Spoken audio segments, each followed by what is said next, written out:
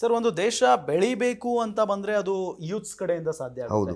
But ನಿಮ್ಗೆ ಏನು ಅನಿಸುತ್ತೆ ಸರ್, ಈಗಿನ ಕಾಲಘಟ್ಟದಲ್ಲಿ ಯೂತ್ಸ್ ಒಳ್ಳೆ ದಾರಿಯಲ್ಲಿ ನಡೀತಾ ಇದ್ದಾರಾ? ಇಲ್ಲ, ತಪ್ಪು ದಾರಿಯಲ್ಲಿ ಅವ್ರನ್ನ ತಪ್ಪು ದಾರಿ ಹಿಡಿಸಿದ್ದಾರೆ ಆಲ್ರೆಡಿ.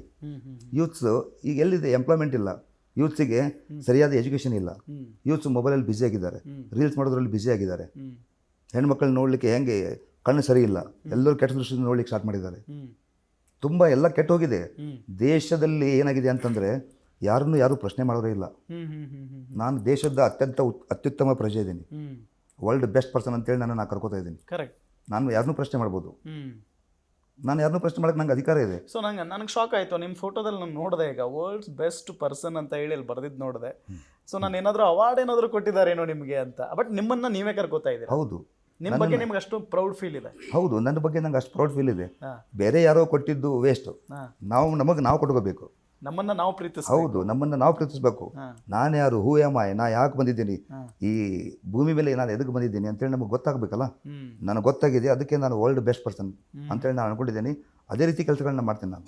ಸರ್, ಶಿವಾನಂದ್ ಸರು ಒಂಥರ ನೀವು ಹೇಳಿದಂಗೆ ಎಲ್ಲರೂ ಈಗಿನ ಕಾಲದಲ್ಲಿ ಒಂದು ನಡೆದಾಡೋ ದೇವ್ರ ಥರ ಅವರು.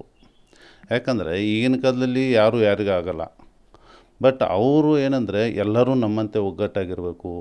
ಈಗ ನೋಡಿ, ಈಗ 30,000 ಪ್ಲಸ್ ಜನ ಇದ್ದಾರೆ ನಮ್ಮ ಅಸೋಸಿಯೇಟಲ್ಲಿ. ಎಲ್ಲರೂ ಆರ್ಮಿಯಲ್ಲಿದ್ದಾರೆ. ಆರ್ಮಿಯಲ್ಲಿ ಎಲ್ಲರೂ ಒಗ್ಗಟ್ಟಾಗಿ ಬಾರ್ಡ್ರಲ್ಲಿ ಸೇವೆ ಮಾಡ್ತಾರೆ. ಅದೇ ರೀತಿ ಇವರು ಕೂಡ ಮತ್ತೆ ನಾವು ಆಫ್ಟರ್ ರಿಟೈರ್ಮೆಂಟು ನಾವು ಹೇಗಿರಬೇಕು, ಅದೇ ರೀತಿ ನಾವು ಒಗ್ಗಟ್ಟಾಗಿರಬೇಕು, ಒಳ್ಳೆ ಥರ ಭಾವನೆಯಿಂದ ಇರಬೇಕು ಅಂತೇಳಿ ನಮಗೆ ಎಲ್ಲರಿಗೂ ಒಂಥರ ಮೋಟಿವೇಟ್ ಮಾಡ್ತಾಯಿರ್ತಾರೆ. ಮತ್ತು ನಮಗೆಲ್ಲ ಒಳ್ಳೆಯದ ಥರಾಗಿ ಕರ್ಕೊಂಡು ಹೋಗ್ತಾಯಿದ್ದಾರೆ. ಒಂಥರ ನಮಗೆ ಈಗ ನಡೆದಾಡೋ ದೇವರಂದರೆ ಎಲ್ಲರೂ ಸಿದ್ದೇಶ್ವರ ಸ್ವಾಮಿಗಳಿಗೆ ಹೇಳ್ತಾರೆ. ಬಟ್ ನಾವು ಅವ್ರನ್ನ ಸುಮಾರು ಸತಿ ನೋಡಿಲ್ಲ, ಹೋಗಿದ್ದೀವಿ ಬಟ್ ಸಿಕ್ಕಿರಲಿಲ್ಲ. ಬಟ್ ಈಗ ನಾವು ಶಿವಾನಂದ ಸರ್ ಜೊತೆ ಯಾವಾಗ ಸೇರ್ತೀವಿ, ಒಂಥರ ನಮಗೆ ಪಾಸಿಟಿವ್ ಎನರ್ಜಿ ಕ್ರಿಯೇಟ್ ಆಗ್ತದೆ. ಆಮೇಲೆ ಅವರಲ್ಲಿ ಅವ್ರು ನೋಡಿದಾಗ ನಾವು ಏನೋ ಒಂದು ಮಾಡ್ಬೋದು, ಇನ್ನು ಮುಂದೆ ನಾವು ಫ್ಯೂಚರ್ ಒಂದು ದೊಡ್ಡದಾಗಿದೆ. ಬಟ್ ನಾವು ಇನ್ನೂ ಎಲ್ಲೆಲ್ಲೋ ಅಡ್ಡಾಡ್ತಾಯಿದ್ವಿ. ಬಟ್ ಇನ್ನು ಫ್ಯೂಚರಲ್ಲಿ ಅವ್ರ ಜೊತೆ ಇದ್ದರೆ ನಾವು ಏನಾದರೂ ಒಂದು ದೇಶದಲ್ಲಿ ಇನ್ನೂ ಮಾಡ್ಬೋದು. ಯಾಕಂದರೆ ಸೈನ್ಯದಲ್ಲಿ ನಾವು ಆಲ್ರೆಡಿ ಮಾಡಿ ಬಂದಿದ್ದೀವಿ ಸೈನ್ಯದಲ್ಲಿ. ಬಟ್ ಇನ್ನು ಮುಂದೆ ನಾವು ಇಲ್ಲಿ ಹೊರಗಡೆ ಬಂದು ಇನ್ನೂ ಮಾಡ್ಬೋದು ಅಂತೇಳಿ. ದೇಶದ ರಾಜಕಾರಣದ ಬಗ್ಗೆ ನಿಮ್ಮ ಅಭಿಪ್ರಾಯ? ಎಲ್ಲ ಬಂಡಲ್ ನಡೆದಿದೆ, ಯಾವುದೂ ಸತ್ಯ ಇಲ್ಲ. ನನ್ನನ್ನು ಯಾರೇ ಬಂದು ಕೇಳಿದ್ರು ನಾನು ಪ್ರೂವ್ ಮಾಡ್ತೀನಿ.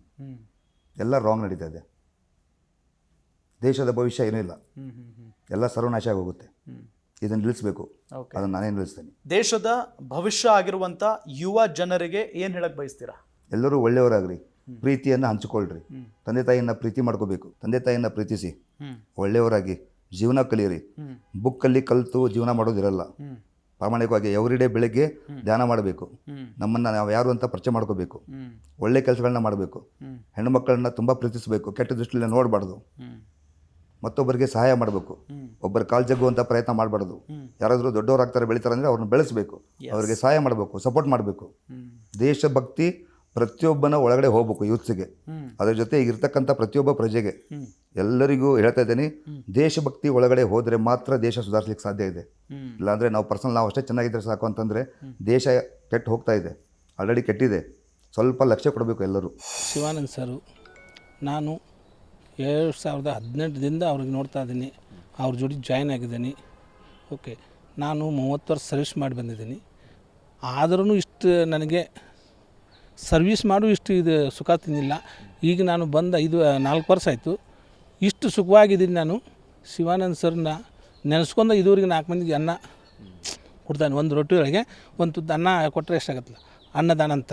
ಈ ಥರ ನಮ್ಮ ಶಿವಾನಂದ್ ಸರ್ ಮಾಡ್ತಾಯಿದ್ದಾರೆ. ಎಲ್ಲರಿಗೂ ಮೊನ್ನೆ ಇಲ್ಲಿ ರೈತ ಸಂಘದ ಹೋರಾಟ ಚಳವಳಿ ಇತ್ತು, ಅಲ್ಲಿ ಹೋದ್ವು. ಅಲ್ಲಿ ಹೋಗಿಸಿಂದ ಸರ್ ಎಷ್ಟೋ ಇದು ಭಾಷಣ ಮಾಡಿದರು, ಹೇಳಿದರು, ನಿಮ್ಗೇನು ಆಗಲಿ ನಾ ಇರ್ತಾನೆ ನಿಮ್ಗೆ ಊಟ ತಿನಿಸ ಎಲ್ಲ ಕೊಡಿಸ್ತೀನಿ, ಅನ್ನದಾತನಿಗೆ ನಿಮ್ಗೇನು ಬೇಕು ಹೆಲ್ಪ್ ನಾ ಮಾಡಿಸ್ತೀನಿ, ಮತ್ತು ನೀವು ಚೆನ್ನಾಗಿ ಒಗ್ಗಟ್ಟಾಗಿರ್ರಿ, ಚೆನ್ನಾಗಿ ಬೆಳ್ರಿ ಅಂತ ಹೇಳ್ರು. ಸರ್ ಏನಂತಾರೆ, ಈಗ ಅವ್ರದ್ದೊಂದೇ ಪ್ಲ್ಯಾನ್ ಇದೆ, 2030 ತನಕ ಅವ್ರದ್ದೊಂದು ಏಮ್ ಇದೆ. ಆ ಏಮ್ ಮುಗಿಸ್ಕೊಂಡು ಇದು ನಮ್ಮ ದೇಶವನ್ನು ಬದಲಿ ಮಾಡಬೇಕಂತ ಜೀವನ ಹೇಗೆ ತೋರಿಸ್ಬೇಕು, ಹೇಗೆ ಮಾಡಬೇಕು ಅಂತ ಅವ್ರು ಹೇಳ್ಕೊಟ್ಟಿದ್ದಾರೆ. ಅದಕ್ಕಾಗೆ ಅವರು ಇಷ್ಟೆಲ್ಲ ಮಾಡೋದಂದರೆ 2030ದಾಗ ಎಲ್ಲ ಚೇಂಜ್ ಮಾಡಬೇಕು. ಈಗ ನಡ್ಬಟ್ಟಿಗೆ ಎಲ್ಲಿ ಹೋಗಲಿ ಅಂತಾರೆ, ಕರಪ್ಷನ್ ಜಾಸ್ತಿ ಆಗಿದೆ.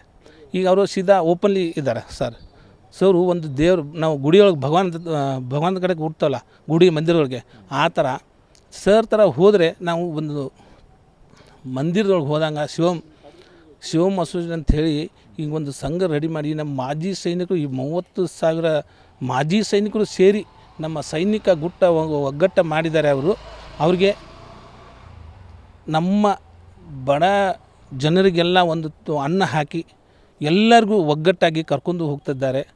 ಅವ್ರಿಗೆ ನನ್ನ ತುಂಬ ಹೃದಯ ನಮಸ್ಕಾರ ಸರ್.